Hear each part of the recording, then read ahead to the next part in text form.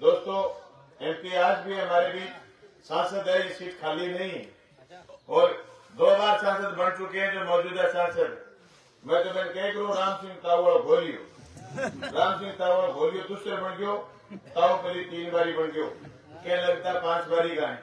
हाजिरी को नहीं कटे, लोकसभा में उनकी हाजिरी नहीं, प्रेजेंस नहीं। कुछ बीमे के मसले में हमारी नकल मारने की उन्होंने कोशिश करी, लेकिन हमें खराब करा उन्होंने। भादरा में 2000 करोड़ का टारगेट था मेरा, भी 5 साल में 2000 करोड़ बीमा दिलवाऊं। 1650 करोड़ बीमा है मेरी कॉन्स्टिट्यूंसी। हमारे जिले में भादरा नौर और पल्लू तक 3,500 करोड़ रुपए बीमा एक हफ्तों में आ चुका है। रोज खोद खाई रही है बीमा कंपनी की बात सारी मिट जाएगी। 4,000 करोड़ बीमो आ जाओ, 3 तहसील पल्लू नौर और भादरा। इसकी वजह हमारी मॉनिटरिंग, इसकी वजह 10 साल से लगातार लंबी लड़ाई। अभी जो बुजुर्ग स्वागत कर रहे थे तो कह रहे थे बलवान नौर में तो तैयार कर लिया, यहाँ भी तैयार कर।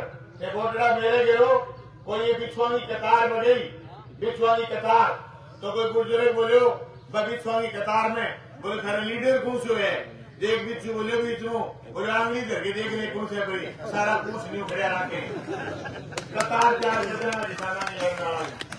आज भी है हमारा लाल झंडा यहाँ लड़ता है, लेकिन राजनीतिक रूप से आपने ताकत नहीं दी तो ताकत नहीं बैठती।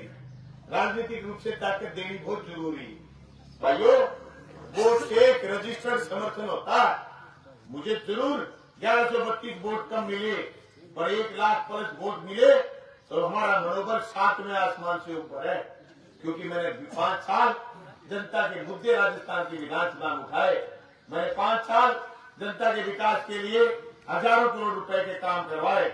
मैंने कुर्की का तय लिखा नोटिस मेरी कॉन्स्टिट्यूंसी के किसी किसान को प्रशासन से नहीं देने दिया। धन्यवाद साथी मंगेश चौधरी, इंदौर में किसी के कुर्की करने के लिए बैंक के कुछ लोग चले गए, प्राइवेट बैंक के। मंगेश चौधरी मौके पर पूछ गया, उनका लगा ताला तोड़ के फेंक दिया। भादरा में ही हिम्मत नहीं हुई कि 5 साल में कोई कुर्की का नोटिस ही निकाल दे। ये राजनीतिक ताकत होती। अब चूरू लोकसभा क्षेत्र से अगर हमारे साथ खड़े होते, परिणाम तो जनता पूरे इलाके की जनता तय करेगी, लेकिन जो हमारे साथ चप्पा चप्पा खड़ा होगा वहां से क्रांतिकारी आवाज खड़ी होगी और निश्चित तौर से पूरे राजस्थान में एक बयान आएगी कि वहां बलवान पूनिया बहुत मजबूती के साथ आगे बढ़ रहा है। चुनाव पर देंगे, क्या बात कर रहे हो। एक बार मुंह बुला देगा घरे बैठे 400 पार 400 पार। क्या करा आपने हमारे लिए? आपने कहा कि 2022 में आमदनी दुगनी हो जाएगी। आप सैकड़ों करोड़ बैठे हो, बताओ किसकी आमदनी दुगनी हुई? आपके छोरे जो लगते थे फौज में, बेईमानों ने नौकरी खत्म कर दी और ये कहते हैं कि अग्निवीर बनेंगे।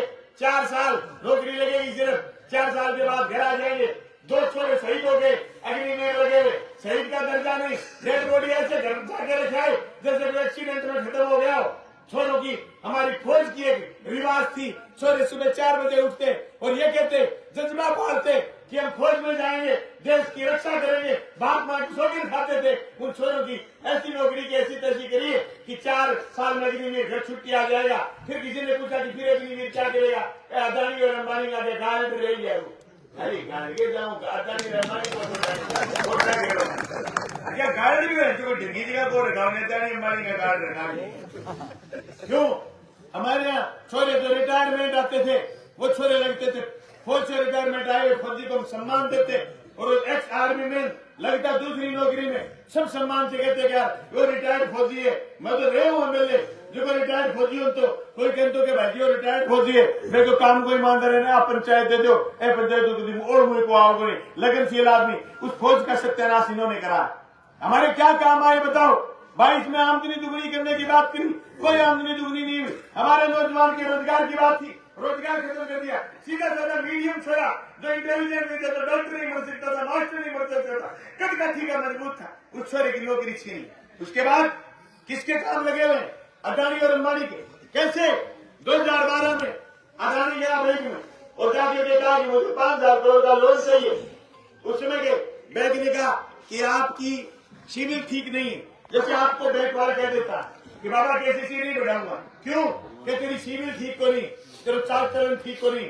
अदानी को 2012 में आबाद की कि तो चाल चलन ठीक होनी और जे मोदी जी राज पाया 1,12,000 करोड़ को लोन मिलो और ऑस्ट्रेलिया में जाके खदान लगाई कोयले की, वो कोयलो लाके बंदरगाह पर पटक दियो, वो कोयलो देश में जान लगे चाहे थारे मारे बिजली के राम बिजली पैदा ना हुई चाहे छत्तीसगढ़ कोयलो ना पूछो जब तक वे कोयले के साथ सौदो नहीं करो बिजली को नहीं दे दी। राजस्थान में पिछले 8, 10, 11 महीना पहले नौबत रही कोयलो दानी को मरोड़ी चढ़ा दी थारे मारे वर्गा 7 दिन 2.5 लोग मारे बिजली को नहीं अब मरोड़ी चढ़ा दी के अदानी और कोयलो लियो कोयलो जाए कोयलो देंगे। अब जी और राजपट्टा छत्तीसगढ़ में अदानी 50,000 हेक्टेयर जमीन पर एकदम चला गया रही और सारो जंगल साफ कर दियो छत्तीसगढ़ में जैसे कोयलो पैदा हुए जब कोयलो निकले बड़ो जंगल साफ कर दियो और अखबार में खबर छपी क्या हाथियों ने गांव में घुस करके उत्पात मचाया। आर्यों के भय से हाथी हुए आक्रोशित। आरी किसने चलाई? अदानी ने। अभी हिमाचल में ड्रामा हुआ है कल। हिमाचल में सबसे बड़ी सेब की खेती होती है और उसके बाद दूसरा सीमेंट का सबसे बड़ा काम है। दोनों चीज पर कब्जा करेगा अदानी। सरकार गिरवा देंगे भाई।